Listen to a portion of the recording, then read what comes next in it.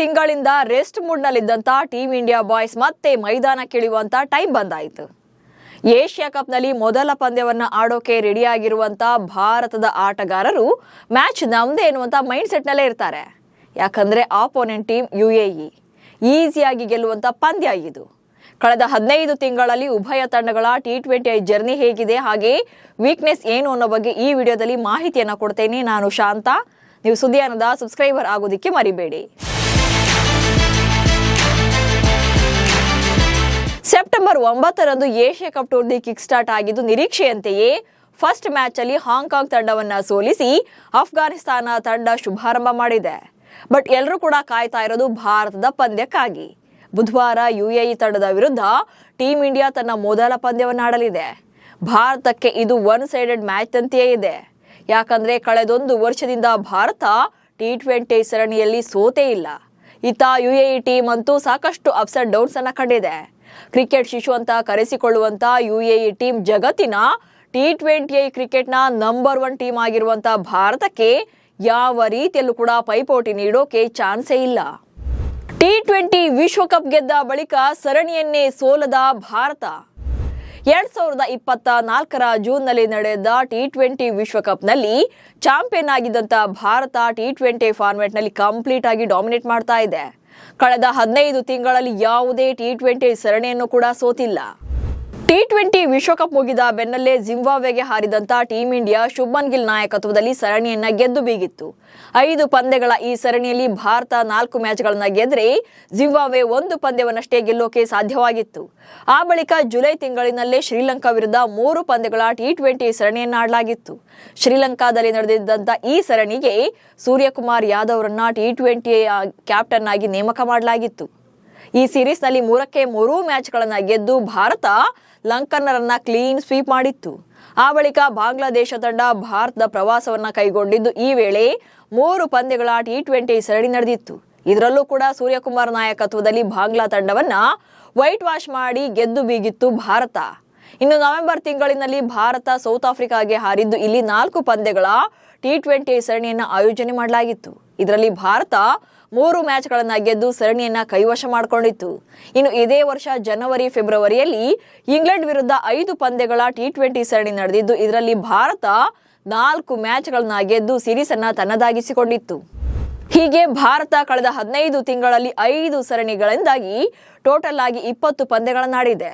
ಈ ಪೈಕಿ Bharat 3 ಪಂದ್ಯಗಳನ್ನಷ್ಟೇ ಸೋತಿದೆ. But interesting ಅಂದ್ರೆ ಕಳೆದ 8 ತಿಂಗಳಿಂದ ಭಾರತ T20 ಮಾದರಿಯಲ್ಲಿ ಯಾವುದೇ ಪಂದ್ಯವನ್ನಾಡಿಲ್ಲ. ಇದೀಗ ಏಷ್ಯಾ ಕಪ್ ಟೂರ್ನಿ T20 ಮಾದರಿಯಲ್ಲಿ ನಡೀತಾ ಇರೋದ್ರಿಂದ ಭಾರತವೇ ಚಾಂಪಿಯನ್ ಆಗುವಂತ ಫೇವರೆಟ್ ಟೀಮ್ ಎನಿಸ್ಕೊಂಡಿದೆ.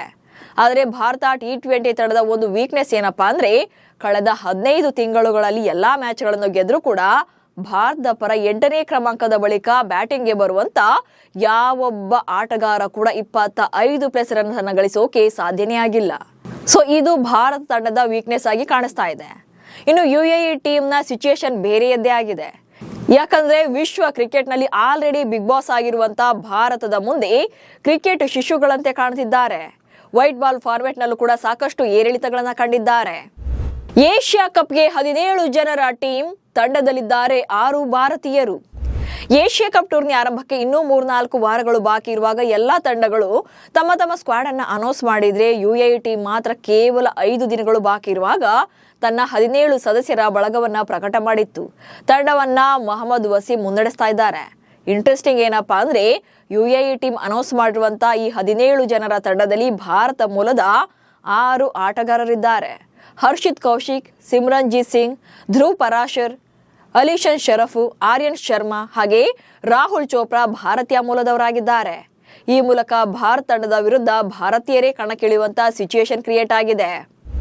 ಬಾಂಗ್ಲಾ ವಿರುದ್ಧ T20 ಸರಣಿ ಗೆದ್ದು ಬೀಗಿದ್ದ UAE. ಇನ್ನು ಯುನೈಟೆಡ್ ಅರಬ್ ಎಮಿರೇಟ್ಸ್ ತಂಡ ಕಂಪ್ಲೀಟ್ ಆಗಿ ಡಮ್ಮಿನಾ ಅಂದ್ರೆ ಹೇಳೋಕ್ಕಾಗಲ್ಲ ಅದನ್ನ. ಯಾಕಂದ್ರೆ ಗ್ರೇಟೆಸ್ಟ್ ಎನಿಸಿಕೊಳ್ಳುವಂತೆ ಸದ್ದು ಮಾಡದೇ ಇದ್ರೂ ಕೂಡ ಆಗಾಗಿ ಸೌಂಡ್ ಮಾಡುವಂತ ಪರ್ಫಾರ್ಮೆನ್ಸ್ ನೀಡಿದ್ದಾರೆ. ಇತ್ತೀಚೆಗಷ್ಟೇ T20 ಮಾದರಿಯಲ್ಲಿ ಬಾಂಗ್ಲಾದೇಶವನ್ನ ಮಕಾಡೆ ಮಲಗಿಸಿದ್ರು. 2025ರ ಮೇ ತಿಂಗಳಿನಲ್ಲಿ ನಡೆದಿದ್ದಂತ ಬಾಂಗ್ಲಾದೇಶ ವಿರುದ್ಧದ 3 ಪಂದ್ಯಗಳ T20 ಸರಣಿಯನ್ನ UAE ತಂಡ 2 ಪಂದ್ಯಗಳನ್ನ ಗೆದ್ದು ಸರಣಿಯನ್ನ ಕೈವಶ ಮಾಡಿಕೊಂಡಿದ್ರು.